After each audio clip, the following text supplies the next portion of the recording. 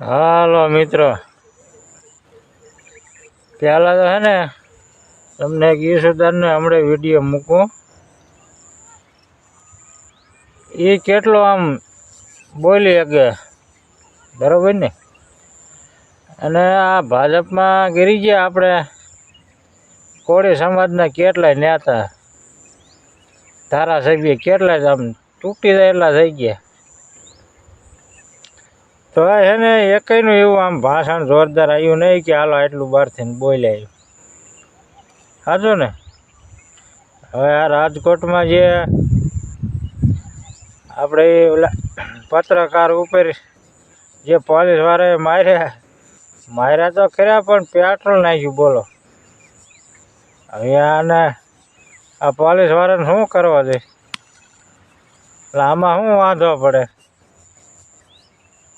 આપણે હે ને નેતા જ મોરા છે આપણે, બીજું કાંઈ વાંધો નથી. નેતા મોરા પડે ને એટલે આ બધા એમ જ કરે. કાં બીજાને એમ ના કરતા? માણસો જ બધા એમ છે, બધા એમ પબ્લિક છે બધી જાતની. કાં બીજે ક્યાં એમ કરે? આપણે નેતા જ કાંઈ ના બોલતા. નેતા તો બહાર કહીને સરખું બોલતા હોય ને તો આવું ન થાય. અને પહેલાંના હે ને આ પોલીસવાળાને હરખાઈની સજા જ દેવાની. એને હે તો હે ને આ જે પત્રકાર ઉપર જે સજા કરીને ભલે એને વિડીયો બનાવ્યો જે બનાવ્યો એને એવી ને એવી સજા દેવી જોઈએ. અને નોકરીમાંથી તો હાવ ડિલેટ જ કરી નાખવાનું, તો જ એનો મેર ખાય. સાચું ને. પહેલાં તેમાં ઈસુદાન ભાઈનો વિડીયો જુઓ તો તમને ખબર પડે એ કેટલું બોલે છે. અને આ ભાજપમાં નેતા ગીરી ગયા આપણે એ ન બોલતા. તેમ જોવો પહેલાં તેમ સાંભળો. હું આજે ચેલેન્જ ફેંકું છું AIPS ને કે હવે તમારી તાકાત હોય ને તાકાત એટલા કોન્ટેક્ટ કરી લેજો. આ વાત ઈશુદાન ગઢવી સુધી પહોંચીશ. અને જો સાચી હશે ને તો તમે પાતાળમાંથી કાઢીને તમને સજા કરાવીશું. આ યાદ રાખજો. અને કદાચ ભાજપની રાજમાં તમે નરેન્દ્ર મોદી પાસે પહોંચી જાઓ કે અમિત શાહ પાસે પહોંચી જાઓ, મુખ્યમંત્રી અને ગૃહમંત્રીના પગ પકડીને એને કહી દો કે માફ કરી દો, કદાચ તમને માફ કરી દે તો પણ યાદ રાખજો 2027માં સરકાર બદલતાની સાથે 24 કલાકની અંદર IPS તને અને બિલ્ડરને અને આજ યુવાનની સામે જો પકડાવીને જેલમાં ન નાખીએ તો ઈશુદાન ગઢવી સાહેબ રાજનીતિમાં આવ્યો ન આવ્યો સાહેબ. હાલો તમે જોયો ને વિડીયો. હવે જો એની તો સરકાર નથી, કાંઈ નથી બરોબર. એ તો બધા આમ આદમી પાર્ટીમાં છે. હવે તમે તો તમારી ભાજપમાં સરકાર છે એટલા બધા આમ ગીરી ગયા એમાં નેતા, તો હવે તમે આવ્યું બોલી નાખતા કેવા એમ.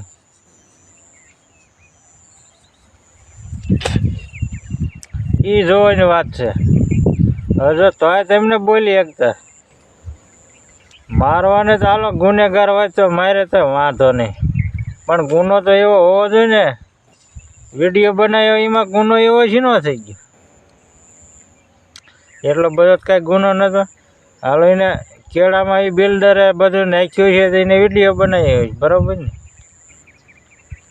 કેળામાં નાખ્યું, નડતું હોય નાખ્યું હોય. પછી બિલ્ડરને બધા મળેલા હોય દાદાગીરીવાળાને પૈસાવાળા હોય બિલ્ડર, તો જ આવું કરે. સમજી જાય.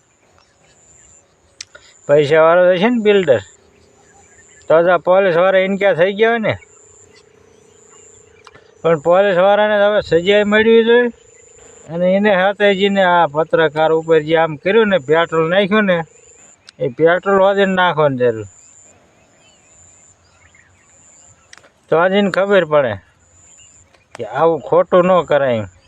મારે જ 2 ભાઠા કદાચ મારે જ વાંધો નહીં. હાલો 2 નહીં 5 ભાઠા મારે તો વાંધો નહીં, પણ ન કરવાનું કરે એટલે એમ વાત જોવાની. ન કરવાનું કરે. હાલો હવે એને એવું કરે જ કેમ થાય? એટલે એને કરવાની જરૂર છે, તો એને ખબર પડે કે ભાઈ તમને કેમ થાય પેટ્રોલ નાખે, તમને કેમ થાય. સાચું ને. એવું કરે એટલે એ જોવાનું. અને તમારા કરતાં છે ને હું તો કહું આ ઈસુદાન ગઢવીનું ભાષણ સારું છે. એટલે બધા નેતા એકાદું સરખો બહાર કરીને બોલો કે આ હમણાં આઈપીએસને હે ને ઘર ભેગો કરી દે એમ કેવું એકાદો તો બોલો. કોઈને બોલવાનું જ નહીં, બધાને માર ખાધે રાખવાનું આમનો. અને તમારે સીટમાં ચડીને પૈસા ખાધે રાખવાનું એવું થયું ને. મત લઈ લેવાના પહેલાં, પછી જે થવું એ થાય. જય સીતારામ, પછી સામું નહીં જોવાનું, એવું જ ને. મત લઈ લેવાના એટલે પછી સામું નહીં જોવાનું 5 વર્ષ.